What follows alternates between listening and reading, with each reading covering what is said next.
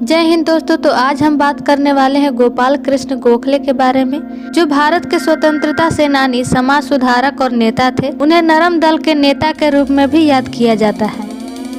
गोपाल कृष्ण गोखले का जन्म रत्नागिरी जिले के कोथलुक में पिता कृष्णराव और माता वल्लुकबाई के घर महाराष्ट्र में हुआ था। उनके पिता गरीब किंतु स्वाभिमानी ब्राह्मण थे। पिता की असामयिक मृत्यु ने गोखले जी को समय से पहले ही कर्मठ बना दिया था। उन्होंने अपनी प्रारंभिक शिक्षा राजा राम हाई स्कूल, जो कि कोथपुर में स्थित है, सन 1884 में अपनी उच्च शिक्षा प्राप्त करने के लिए वह बम्बई चले गए। इसके बाद उन्होंने पूना के फर्ग्यूसन कॉलेज में इतिहास और राजनीतिक अर्थव्यवस्था पढ़ाना शुरू किया। सन 1902 में वह इसी कॉलेज के प्रिंसिपल बने। उनके गुरु महादेव गोविंद रनाडे एक प्रसिद्ध विद्वान थे। रनाडे ने सन 1905 में सर्वेंट्स ऑफ इंडिया सोसाइटी की स्थापना में गोखले की मदद की। इस समाज का मुख्य उद्देश्य भारतीयों को सामाजिक बुराइयों के खिलाफ आवाज उठाने के लिए प्रेरित करना था और अपने देश की सेवा के लिए प्रशिक्षित करना था। गोखले जी ने गुरु रनाडे जी के साथ त्रैमासिक जर्नल में सार्वजनिक नाम से भी काम किया। आइए अब हम गोखले जी के निजी जीवन के बारे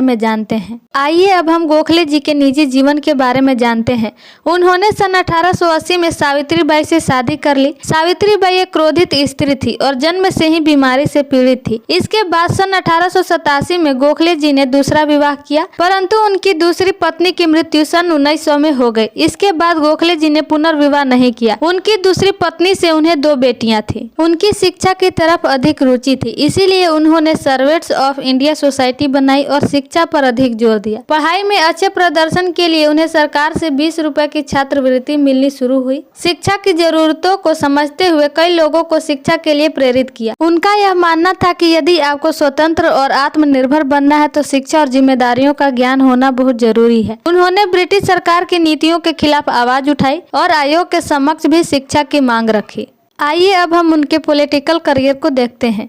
गुरु रनाडे की सलाह को मानकर गोपाल कृष्ण गोखले ने सन 1889 में भारतीय राष्ट्रीय कांग्रेस के सदस्य बने। इसमें वे भारतीय राष्ट्रीय कांग्रेस के साथ सक्रिय रूप से जुड़ गए और कुछ वर्षों तक संयुक्त सचिव रहे। इसके बाद सन 1905 में वे कांग्रेस के अध्यक्ष चुने गए। उच्च शिक्षा ने गोखले जी को स्वतंत्रता, लोकतंत्र और संसदीय प्रणाली के महत्व को समझाया। सन 1895 में गोखले जी भारतीय राष्ट्रीय कांग्रेस पूना में रिसेप्शन कमेटी के सचिव बने।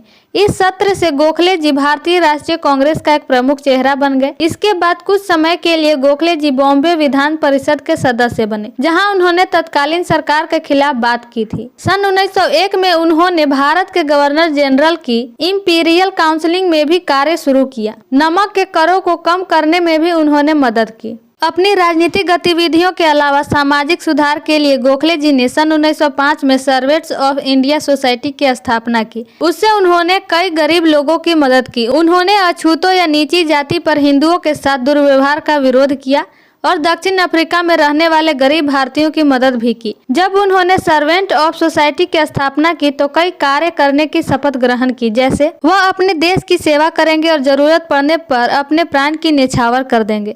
प्रत्येक भारतवासी को अपना भाई मानेंगे और देश में भाईचारा की भावना को बढ़ाएंगे। इसके बाद वे कभी भी देश सेवा में व्यक्तिगत लाभ को नहीं देखेंगे।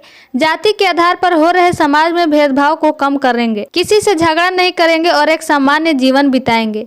देश का संरक्षण करेंगे और देश के उद्देश्यों को पूरा करने में अपना योगदान देंगे। गोपाल कृष्ण गोखले की पिताजी की मृत्यु जल्द हो जाने के बावजूद भी उन्होंने ईमानदारी का मार्ग नहीं छोड़ा और हर काम को ईमानदारी और निष्ठा से किया, जिसके आधार पर गोखले जी ने आगे चलकर 4 सिद्धांतों की घोषणा की। सत्य के लिए लड़ो, अपनी भूल की सहज स्वीकृति, लक्ष्य के प्रति निष्ठा, नैतिक आदर्शों के प्रति आदर भाव। आइए अब हम देखते हैं कि गोपाल कृष्ण गोखले की मृत्यु कैसे हुई। कई वर्षों की कड़ी मेहनत से गोपाल कृष्ण गोखले ने भारत के हित में बहुत बड़ी सेवा प्रदान की, लेकिन दुर्भाग्य से अत्यधिक परिश्रम और परिणाम स्वरूप थकावट से उन्हें मधुमेह और हृदय अस्थमा हो गया और 19 फरवरी 1915 को इस महान नेता का निधन हो गया।